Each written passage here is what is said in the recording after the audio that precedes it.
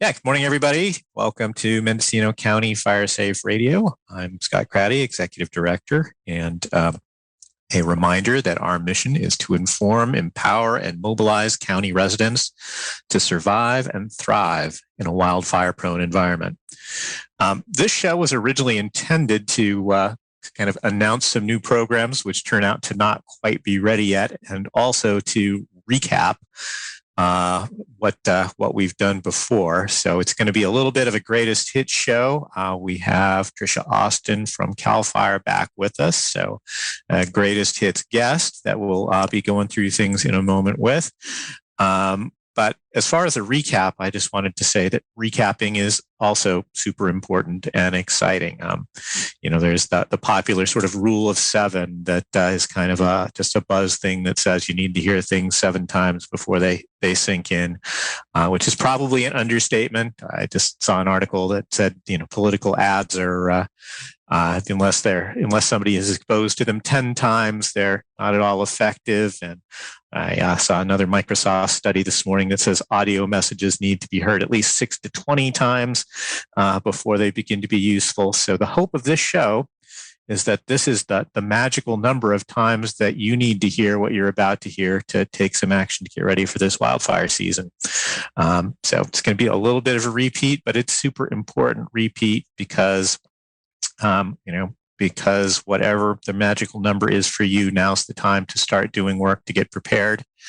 And we'll find out a little bit about why that is. But if it wasn't always wildfire season now, it certainly is now. And with that, I'm going to bring Trish in. Trish, you need to unmute. Cool.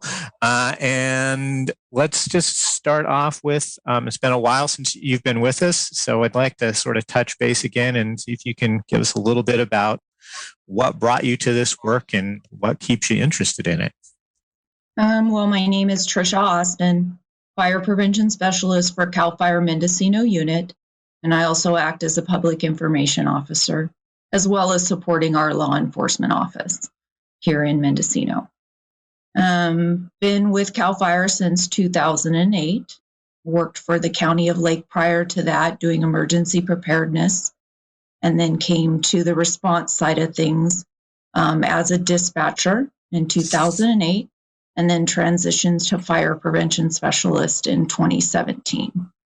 So been with CAL FIRE about 14 years.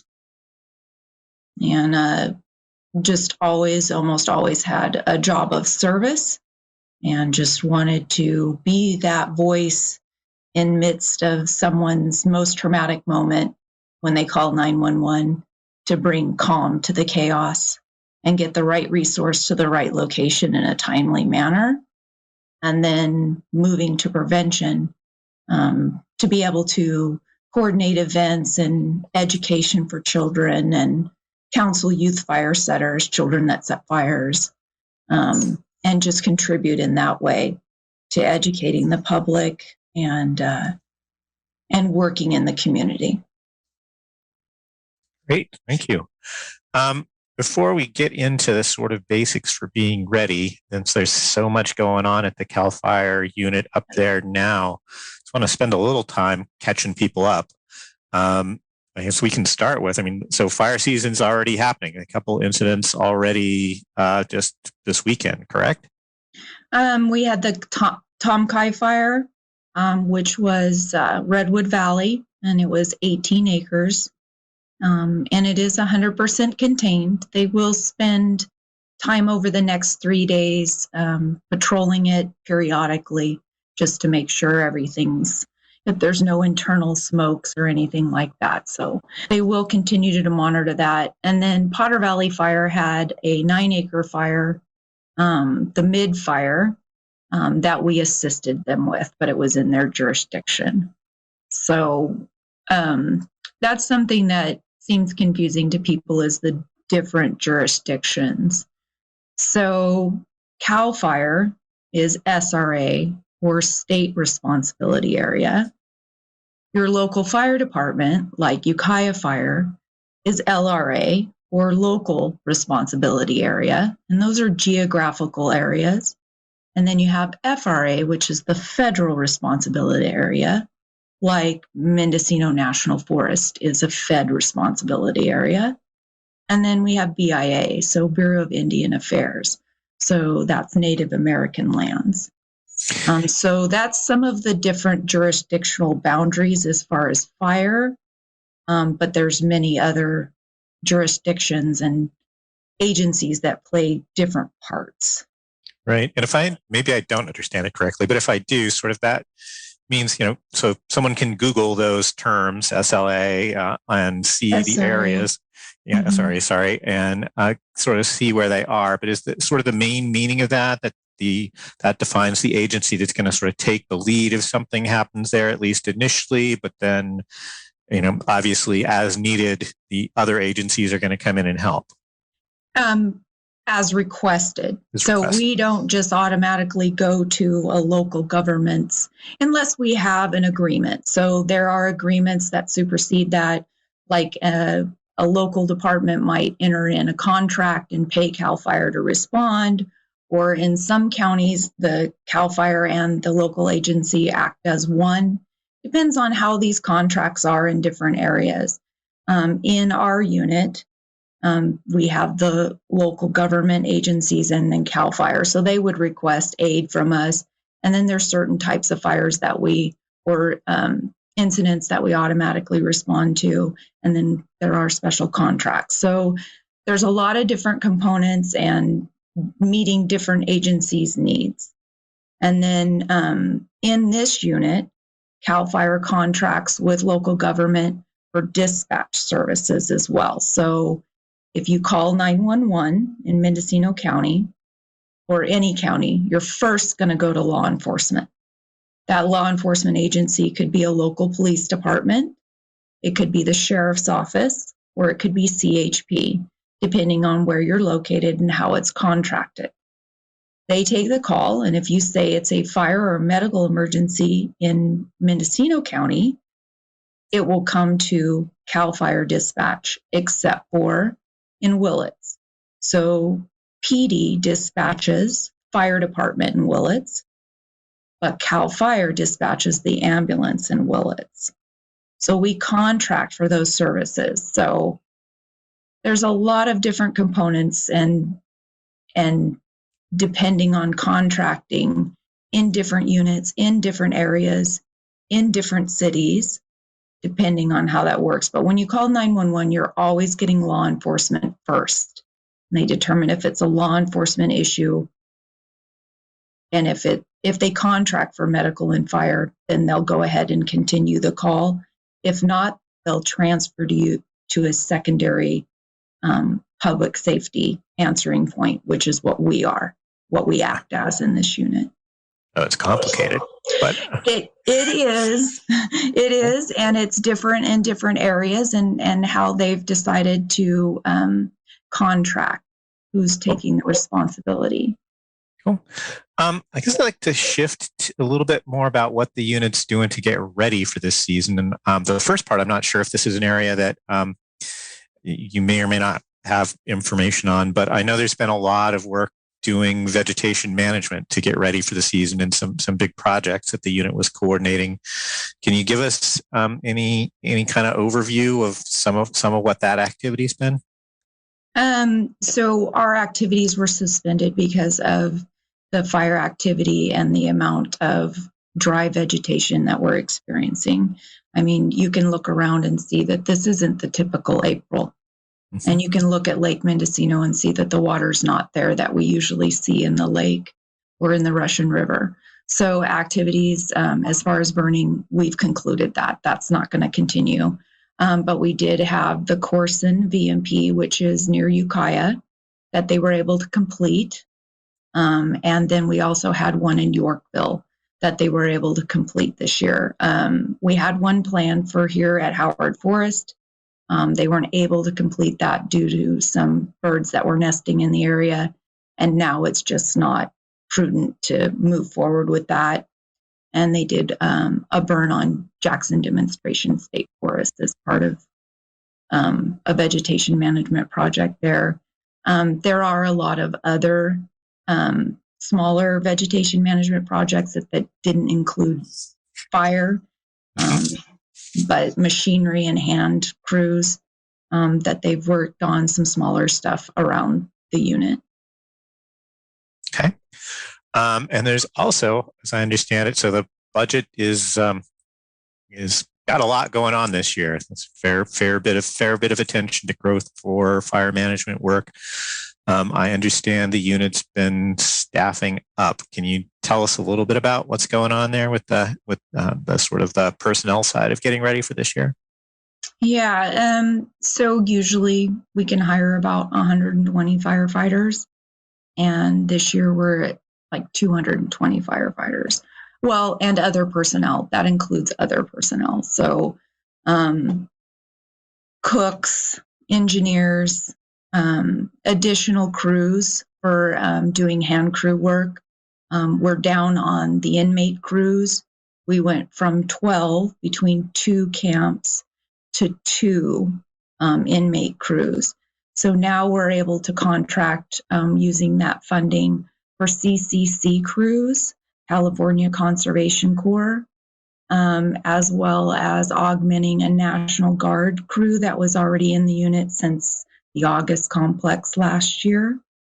And then to hire additional, I think it was additional 80 firefighters for additional hand crews. But there are 1 million people standing behind that firefighter. So it also allows us to hire things like cooks to make sure that they get fed, a personnel specialist to make sure they get paid, additional someone to help with mapping during incidents. All those different positions are also being hired to support that field work. It's like got to be incredible logistics and a lot of new people, which means like a lot of new training. So firefighter refresher training, incident with an incident. So someone be injured on a fire, and how the special care that it takes to rescue a rescuer because the amount of gear they have on them and things like that. Structure protection, basic medical, basic firefighting skills. We just have, this revolution of classes that go through refreshers for existing, new refreshers and new people coming on, tree falling, everything you can think of. We're always training and going through those cycles. So when it's not peak burning time where we're actively fighting fires, we're always training. Thanks. Probably time to move on to getting people ready. So, for me, there's sort of 2 big buckets of things. There's the Be Ready, which covers the Cal Fire Ready, Set, Go, including home hardening and defensible space, which we'll get to in a moment.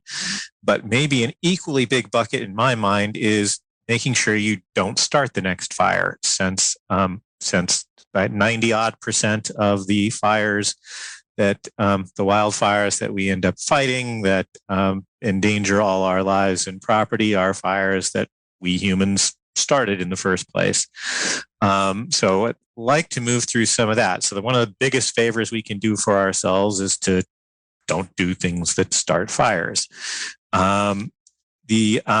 And I have some stats that we've run through before. I think these are the statistics from 2020 from the Mendocino unit about causes of fires.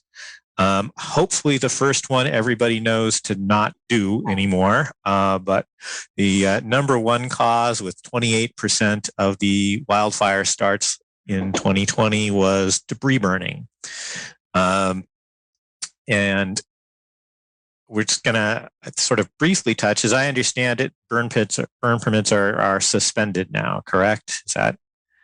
So burn permits were suspended May 17th of 2021 due to the current conditions that we're experiencing. It's just too dry, and the winds that we're experiencing and the lack of water, that's clear. Anybody can drive down the highway and down the roads and see that it's not a usual May. So April showers didn't bring May flowers this year. So it did. Right. Yeah. So no, and debris fires are one of our top starts. burning larger piles than the 4x4 allowed, not staying in attendance, and not doing the appropriate clearance around the pile are some of the common reasons that these debris piles are escaping in Mendocino unit. A big one that I've seen too is people believe that their pile is out. They leave the pile, and then a few days later, the wind whips up and the pile gets going again. It's unattended and it spreads into the vegetation and becomes a wildland fire. So make sure the debris fires are dead out when you're ready to leave them. So, and at this point, this is sort of education for once we're out of this season. But the message for now is, even if you think you're prepared to manage the pile, just don't do it. Yeah, we're not allowing burning at this point. So no debris burning at this point, but yes, for future reference. And for, I think that did you want to go over burn permits? Because, I mean, they can get them anytime. They just can't utilize them right now. We can skip that for now. Okay. Yeah, just don't even think about it right now. That'd be my message. Off the table, not something we're doing. Yep. And the next one, which was a surprise to a lot of people, and I think it was, hopefully unique to 2020, or hopefully we're not going to repeat it. But in 2020, the next biggest item was arson, which I think was a spate in Ukiah Valley with. That was 13% of the total starts, though. And something you said earlier actually jumped to mind with that, which is, for arson, probably the biggest thing is to report suspicious activity. So if you see something, so that if there is somebody out there doing arson, that they are found and stopped as quickly as possible. That's what occurs to me. But you also mentioned that you do youth counseling related to that. And I'm wondering if you can give us a little bit about, what it is, how you work with people that have started fire, and what helps get them to stop that. So I've been in this position since 2017, and I haven't had a youth fire setter in my unit. But our unit joined a coalition, North Bay Youth Fire Setters Coalition, based out of Santa Rosa. So it's multiple units working together.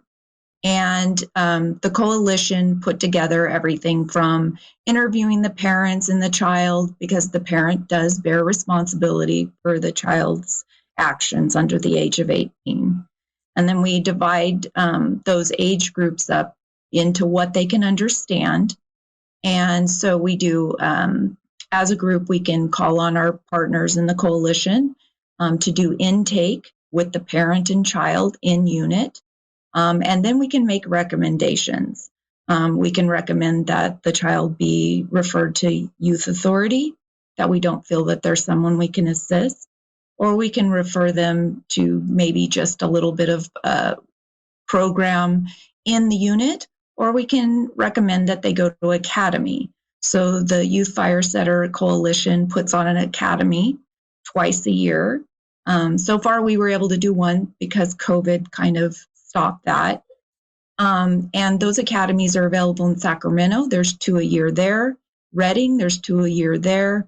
And now in Santa Rosa, there'll be 2 there per year.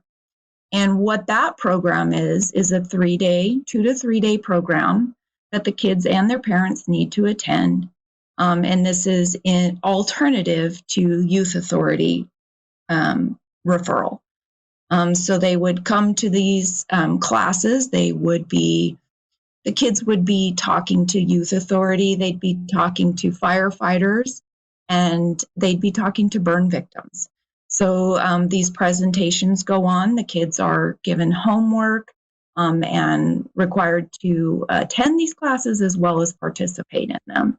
And the hope is to educate them on all the different aspects of what fire starting behavior means to the victim, means to, and what would happen if they went down the wrong path and continued and had to deal with youth authority, and then how it would affect their adult life and all those different components. So that's what the academy entails. That's great. Yeah. So that's part of what I do as a fire prevention specialist. Yeah. Amazing. As far as if you observe someone setting a fire, it's important to observe and not engage with the individual in case you don't want to put yourself in a situation of danger. So calling 911. And then if you're observing, you want to observe details. What kind of vehicle? What's the license plate number? What does this person look like? What direction did they go? How many people were in the vehicle? Those types of details. We actually did have a person come forward in the Willits area, and she played a major part in us being able to arrest an arsonist. And she observed him, called 911, called the arson hotline, and she was able to observe enough of what direction he went. And then they were able to pull from additional cameras upon the path that he drove and gather evidence that way in video evidence to present, as well as her testimony. And not to, glorify it or anything, but she did get a $10,000 award. Nice. for all of that gathering of information and reporting.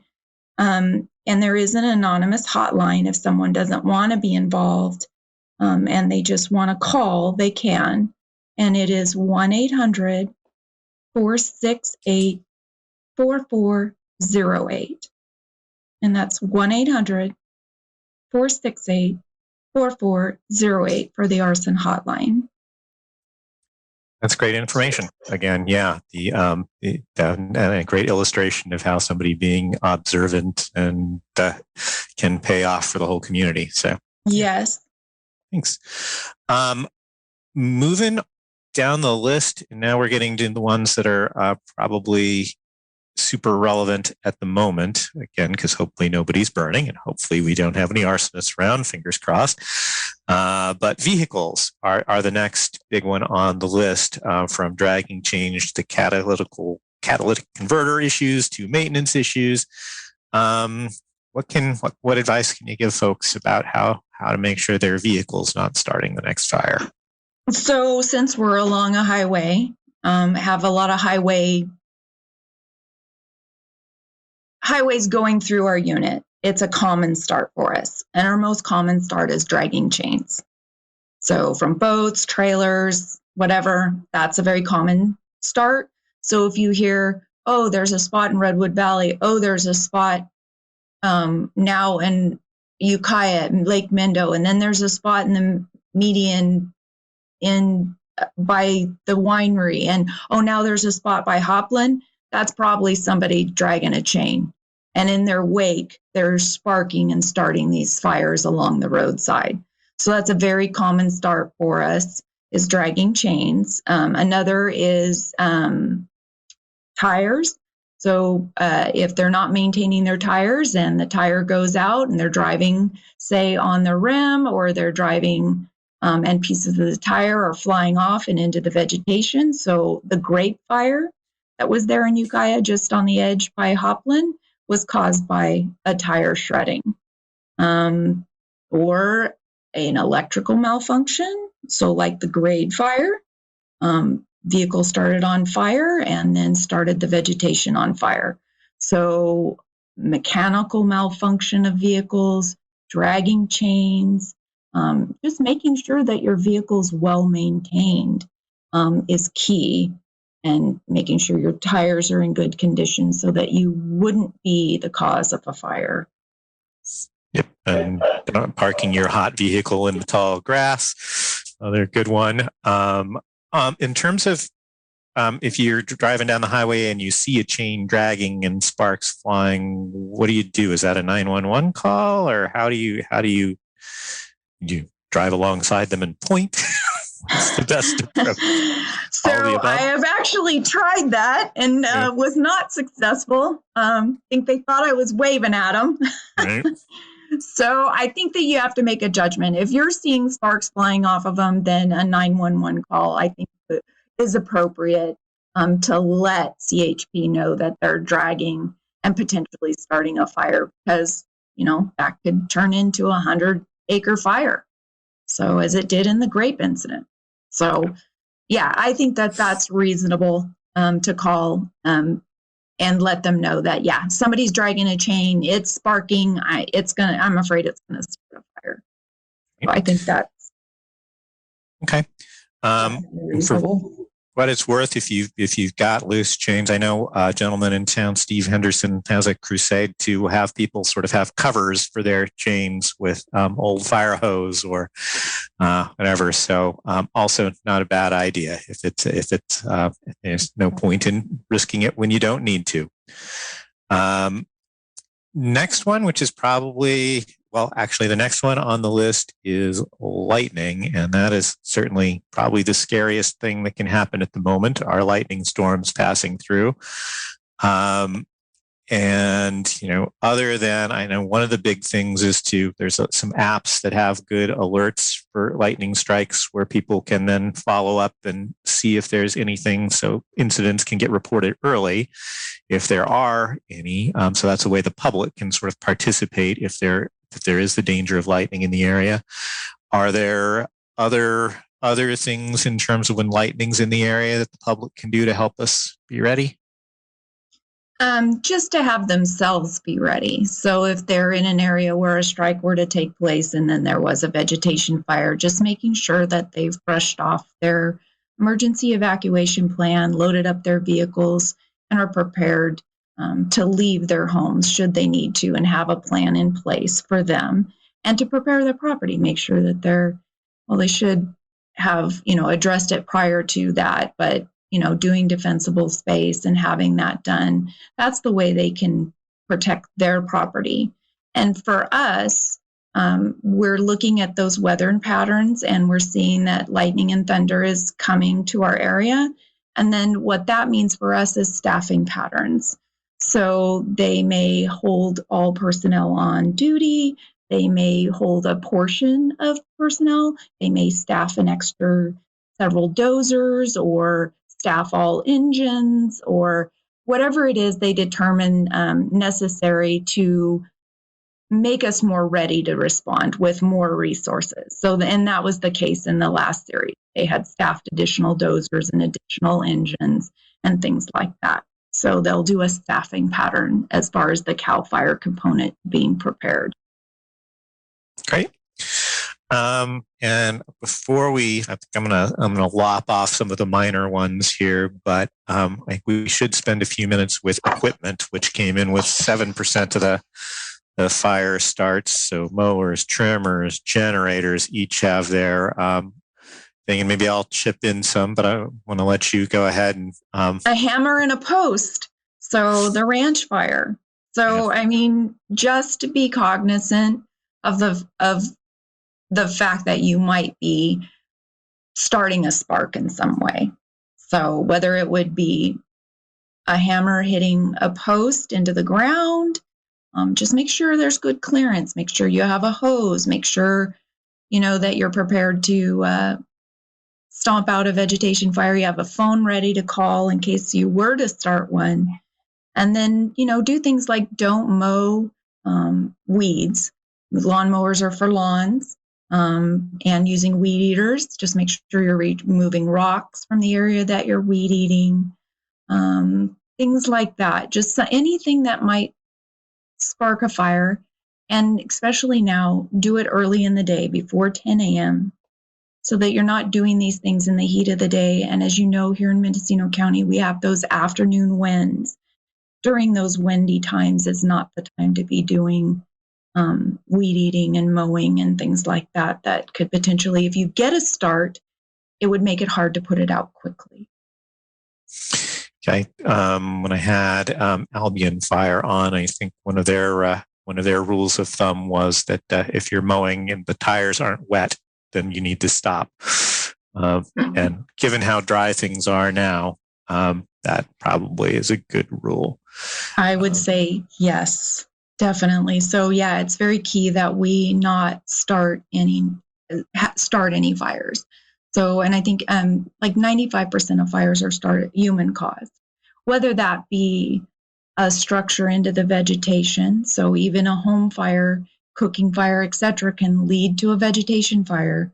But yeah, making sure we're using mowers for mowing lawns and not for mowing weeds and fields and things like that, but even using tractors. And it's just things that we have to be cognizant of and make sure we have fire extinguishers. And we want you to do your vegetation management, but do it smart. Do it early in the day and make sure you're prepared in case you did have a start. Okay, so with a little luck, hopefully we talked somebody out of starting a fire or gave them a little advice to keep one down. I'm going to move on to sort of stepping through ready, set, go, and covering that, because that's the other sort of big bucket, is being ready. And before I do that, I do a brief commercial for the Mendocino County Fire Safe Council in helping you with Ready, Set, Go. So we're going to step through some of the information from the CAL FIRE website. But also, if you want to get in depth into these topics, the Mendocino County Fire Safe Council's website is firesafemendocino.org. firesafemendocino.org. And we're about to talk about defensible space and home hardening, but I want to point out to people that we have, so the top line on our website, the first thing in the upper left is safeguard your home. And the first thing that pops down when you point your arrow at that is our home hardening video series, which is a great way to focus in on any of these things that you want to focus on. It's organized in order of priority. So when you click on it, you're going to see first that the top priority are your roofs and gutters for home hardening, because that's the broadest area that you've got in your home that can catch sparks and embers and catch your home on fire. And then we've got a short version of a video on what to do. If you just want to spend a few minutes and then go get some work done, you can watch the short version about what to do with your roofs and gutters. Or if you want to have a little more in-depth knowledge about why you're doing it and how it fits in the overall scheme, there's a long version. And we have the same thing for vents, for defensible space. So those are your top three priorities: roofs and gutters, vents, defensible space. And we'll get more into that coming up. Followed by decks and fences and windows and eaves and siding. So all of that information is there. And I also want to point out that if you need help with those things, another place to pay attention to on the website is the community programs section. And there's two important ones on there at the moment. The first thing under community programs is the Mendocino Community Chipping Program. And we have a lot of community chipper days going on right now. We have a lot more to offer this season. So it is a great way to kind of provide you if you need a deadline, like I do sometimes, to get your work done, having a chipper day that you're scheduled to come and chip and get rid of your brush for you is a great way to have a deadline for getting your home defensible space clearing done. And what you'll see there is that you can go to chipperday.com/Mendocino and register your address for a chipper day. And this is a little bit of a repeat, but when you put your address in, you're going to see one of two things will happen. It'll either tell you, we've got a chipper day in your area coming up on June 14th. Do you want a reservation? And if so, you can make one. And if we don't, it will ask if you want to be put on the waiting list. And it's really important that you go ahead and get put on that waiting list if you want help having your debris cleared away, because the waiting list is what leads us to figure out where to plan the next day. So it also helps if you work with your neighbors. So if you want to have a community chipper day where we come with the chipper and help get your defensible space done in your neighborhood, if we see there's a pocket of 5 neighbors in an area that are all waiting for a day, that's going to tell us where the demand is, and that's going to tell us where to send those resources. So by being organized and getting your community together and showing an interest in getting work done, we can help you get that work done. And before I get back to Trisha, the one other program I'm going to mention just below that is it's called Defensible Space Assistance for Income Eligible. And that's a program we trialed last year, and we literally just got some new funding to bring it back to some extent this year. That is for people who have a lower income level, so they can't afford to pay for tree service or someone to come do work around their yard. And they're also either senior or handicapped. So we're looking for people who really need help getting their defensible space work done. And there's a simple application there. And we're trying to coordinate those two programs this year. So again, we're going to be looking for a couple of people in a particular area that look like they need defensible space help. And we're going to ideally go be able to give you that help, and then coordinate that also with a community chipper day in the area. So the crew can go clear off your roof, limb up your trees, clear out any dangerous brush you have, and put it in a brush pile that we will then be able to come by on a community chipper day somewhere in the near future and get those piles taken care of as well. So 2 really important community services that both focus on kind of the central aspects of having your home ready, getting your defensible space cleared, and your home hardening done to the extent possible. Take advantage of them.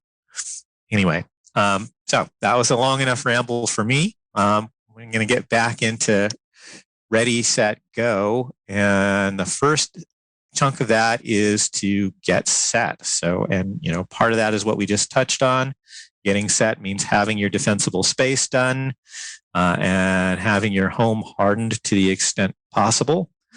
But there's also an awful lot more to it. And Trisha, would you like to sort of step us through some of the keys of getting ready? So I'm going to start with some resources. So readyforwildfire.org is a location where you can pretty much work through everything. It gives you home hardening tips. It gives you defensible space, how to prepare an evacuation family plan, how to put together a go bag, pretty much anything that you would want to know or work through and get prepared for is on readyforwildfire.org. So that's a resource. And then on the getting ready, I'd also encourage people to sign up for CAL FIRE news releases.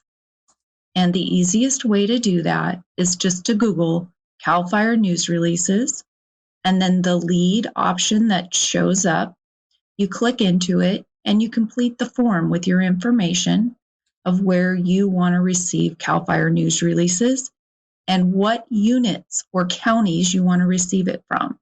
So if you just want Mendocino County, you can choose just Mendocino County. But say you want to know what's going on at your aunt's house in Sonoma County. And so you can select news releases for Sonoma.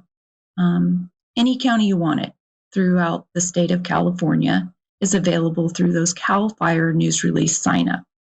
And like I said, the easiest way to get there is just to Google that.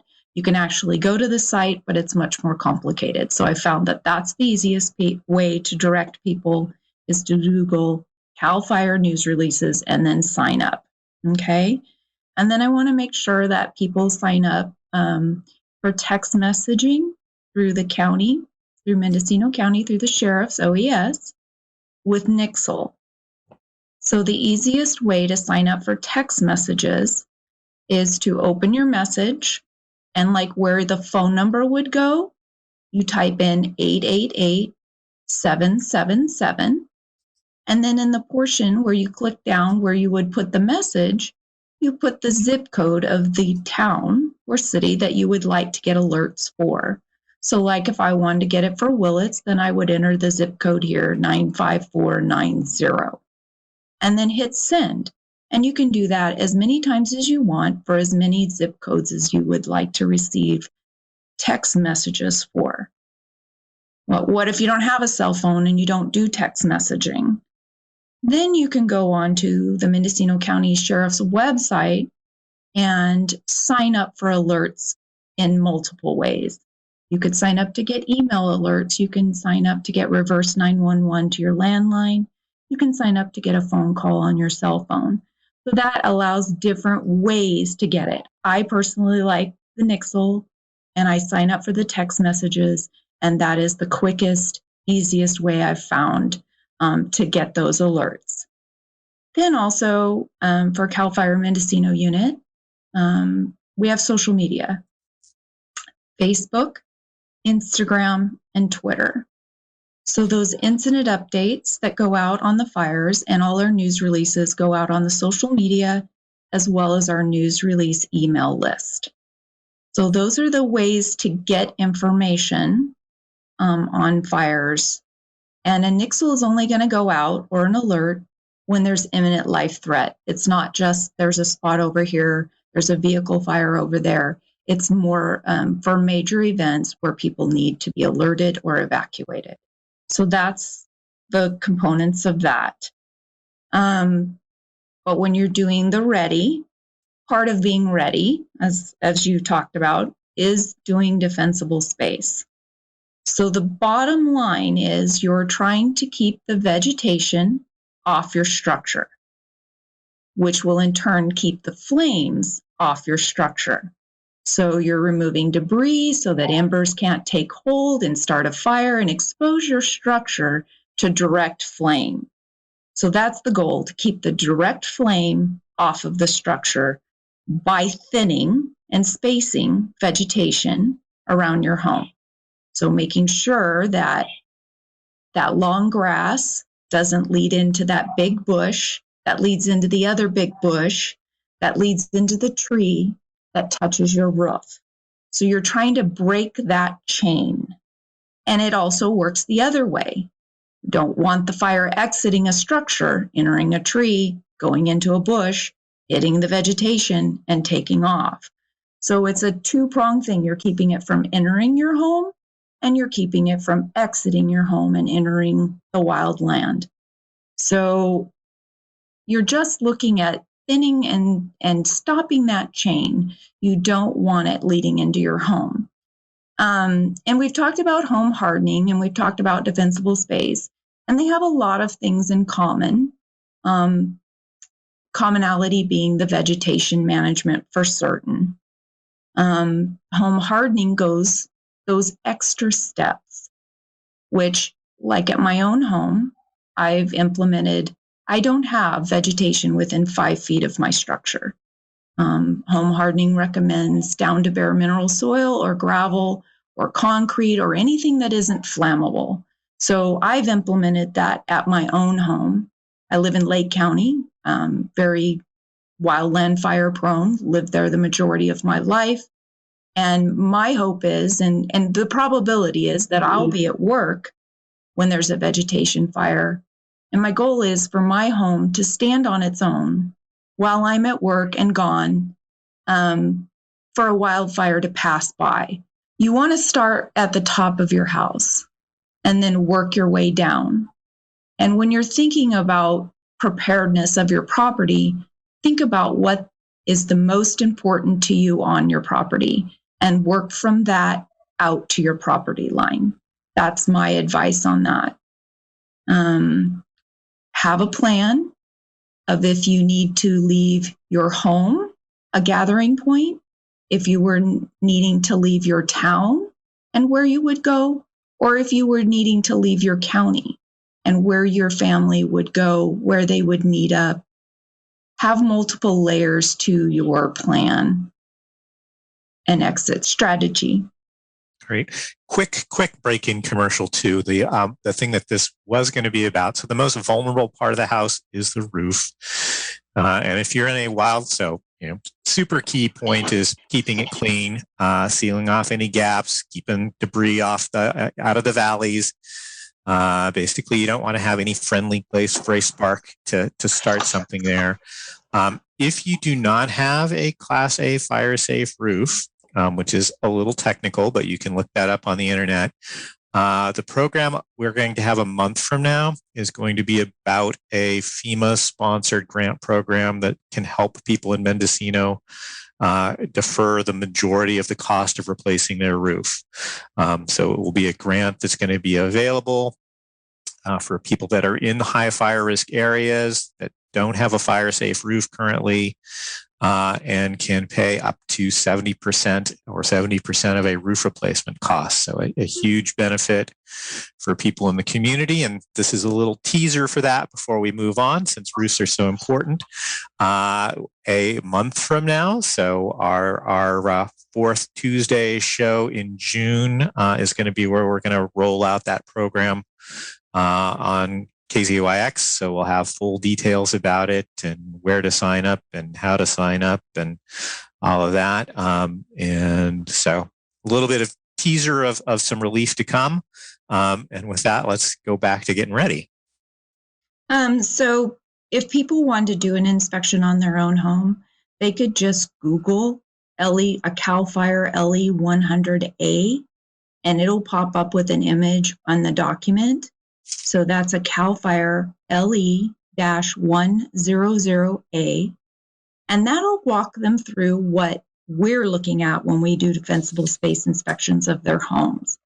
So within the 30 feet, we're looking at branches being removed within 10 feet of any chimney or pipe outlet. We're looking that the chimney has a spark arrestor on it. So we're looking at the removal of leaves, needles, and other vegetation on roofs, gutters, decks, porches, stairways, anything where embers might take hold and expose the structure for a duration to flame and get the structure started on fire. Looking at removing all dead and dying trees around the structure within that 30 feet, shrubs, branches, anything that might be dry and conducive to embers starting a fire. Removing any dead or dying grasses, separating, like I said, that vegetation from the bush, those different types of vegetation that would lead it into the house or lead it out of the house and into the vegetation. Exposed wood piles. Your wood pile is dry and ready to burn, and that's why you have it, so you can put it in your fireplace, but it's also ready to burn for embers, and so you want to keep it away from your structure. If it's going to be close to your structure, make sure that it is completely enclosed and fire resistant, like siding, build a little building for it, whatever, but stacking it on your deck and under your deck and things like that, that's a spot where a fire can take hold. That firewood is ready and dry and wants to burn. So it's conducive to that. Then within that 30 to 100 feet, once again, you want to still maintain those bushes, grasses, and things like that. Separate tree canopy to keep it from moving from tree to tree, bush to bush, that type of thing. And then have clearance around wood piles. So if they're outside and they're in that 30 to 100 foot space, that you make sure they have good 10 feet clearance around them down to bare mineral soil, as well as propane tanks. Don't surround your propane tanks with wooden lattice, because that's going to expose that tank to heat and it's going to release the propane. If you have trees above it, you want to make sure and trim those trees 15 feet above, because it's going to, instead of exploding, it's going to expel that gas. They're designed to do that. When the heat approaches, they expel. So a flame's going to come out of it. So keep the flames off that propane tank. So 10 feet of bare mineral soil, and then an additional 10 feet of managed vegetation around that is preferable. Let's see. stumps or logs that are embedded in the ground. Not only can they smolder and burn and be in the ground, they can also cause injury to us. We might not realize, and we step into something that's burning underground, things like that.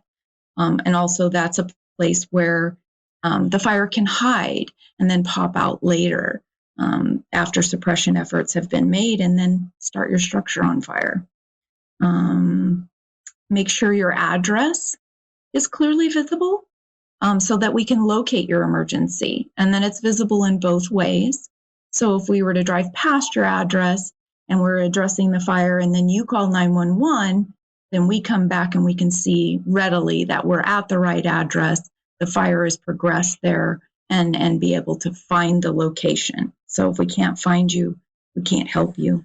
Yeah, I'm going to quick break in and sort of two-way thing. The benefit for clearing around your home is great for making sure your home is defendable from fire, so that when firefighters are in the area, if they see someplace that's clear and easy to defend, you've kind of created a second way that your home is more likely to survive. You've given fire less things to contact, and you've made your home more easy for people who are trying to help it. A quick one that you just triggered there with the sort of delayed fire thing is there are a lot of cases where homes burn down long after the fire is gone. And a lot of times that's the case because some spark has gotten into the attic or under the house and been smoldering there. So a important and fairly relatively inexpensive. A lot of the things with home hardening are somewhat expensive retrofitting, but to replace just cover over your screen vents for your attic in your home with metal 1/8 inch opening vents that will keep sparks out are a great way that if you're going to be away from your home when a wildfire happens, if you keep the sparks out, then that means there's nothing that's going to catch your home later while you're not there to defend it. And we are running low on time, so I want to, at this point, there's tons we didn't get to in Ready, Set, Go, preparing your disaster plan, etc.